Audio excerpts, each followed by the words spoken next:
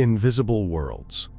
The first step on the path to esoteric knowledge is the study of invisible worlds.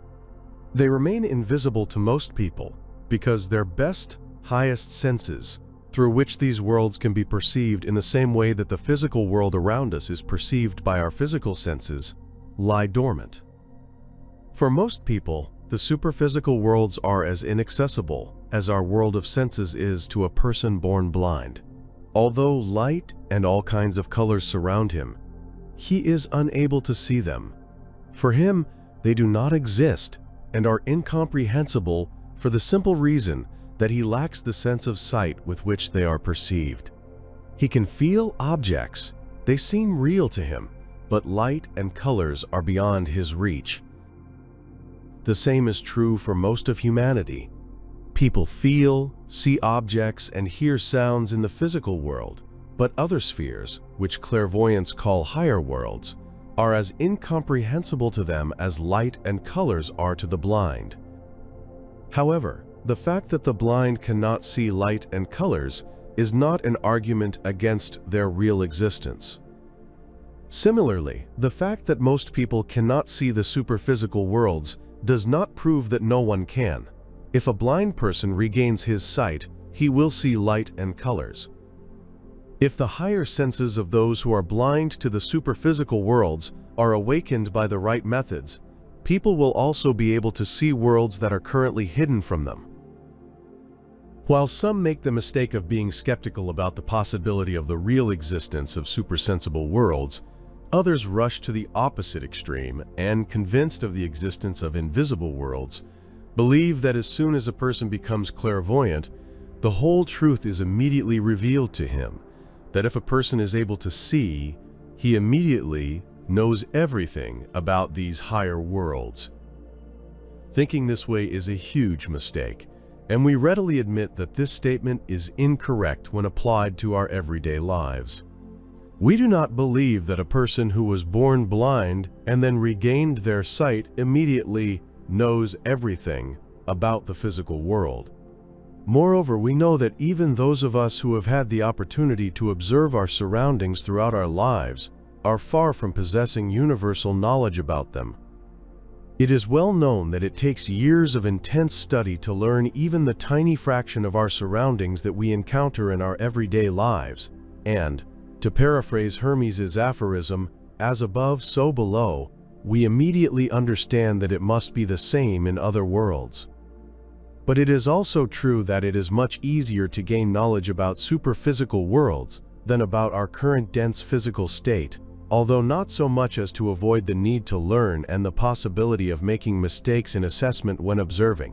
Indeed, all reliable and competent observers testify that it is necessary to be much more cautious in evaluating what is observed there than here. Clairvoyants need training before their testimony can be truly useful, and the more experienced they become, the more modest they are about what they see, the more respectfully they listen to the versions of others, knowing how much there is to learn and realizing how difficult it is for an independent researcher to comprehend everything that is revealed to him in his investigations.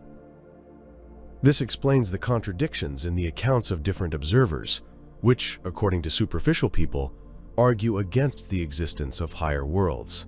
They claim that if these worlds exist, researchers must necessarily describe them in the same way. If we consider an example from everyday life, the invalidity of such a claim becomes obvious. Suppose a newspaper sends 20 reporters to a city with the task of describing it in detail. Reporters are, or should be, trained observers. It is their job to see everything, and they must be able to compose the best description that can be expected. However, it is certain that out of 20 reports, no two will be completely identical. It is much more likely that they will all be completely different. Although some may coincide in their main features, the descriptions of others may be unique in terms of the quality and quantity of details described. Are the differences in the descriptions an argument against the existence of this city? Of course not. They can easily be explained by the fact that each person viewed the city from their own specific point of view, and instead of considering these different descriptions confusing and harmful, it can be confidently asserted that a careful analysis of all of them will give a more complete picture of the city than if only one of them were read and the rest were thrown into the trash. Each description complements the others. The same is true of the assessments of researchers of higher worlds. Everyone sees things in their own way and can only describe what they see from their own point of view. Their assessments may differ from those of others, but they are all equally true from the point of view of each individual observer. Sometimes people ask, why study these worlds? Wouldn't it be better to study one world first? To be satisfied with the lessons we need to learn in the physical world, and if invisible worlds exist, why not wait to study them until they reveal themselves to us? If we knew for sure that sooner or later each of us would have to go to a distant country where we would have to live for many years in new, unfamiliar conditions, wouldn't we try to get to know that country in advance before leaving for it?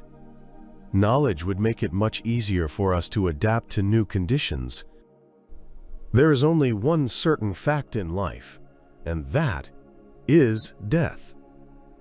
When we pass into the other world and encounter new conditions, our understanding of them is, of course, our greatest support. But that's not all. To understand the physical world, which is a world of consequences, it is necessary to understand the superphysical world, which is a world of causes. We observe the movement of a tram or hear the clatter of a telegraph, but the mysterious force that causes these phenomena remains unknown to us. We say it is electricity, but this term does not provide any explanation. We know nothing about the force itself. We only see and hear its consequences. If a plate of cold water is placed in a sufficiently cold place, ice crystals will immediately begin to form in it, and we will be able to see the process of their formation. The lines along which water crystallizes constantly pass through it like lines of force, but they were invisible until the water froze. The beautiful frost patterns on window panes are a visible manifestation of the currents of the higher worlds that constantly affect us, unnoticed by most of us, but no less effective for that. Thus, the higher worlds are worlds of causes, worlds of forces, and we cannot truly understand the physical world until we learn about the others and comprehend those forces and causes, of which all material things are merely consequences. As for the reality of the higher worlds in comparison with the reality of the physical world, strange as it may seem, the higher worlds, which seem like mirages to most people, are in fact much more real, and their objects are much more durable and indestructible than the objects of the physical world. This is easy to see from an example. An architect does not begin to build a house by bringing in materials and ordering workers to lay stones haphazardly, without any plan. He thinks through the house. Gradually, the house takes shape in his mind, and eventually a clear idea of the future house emerges, that is, the thought form of the house.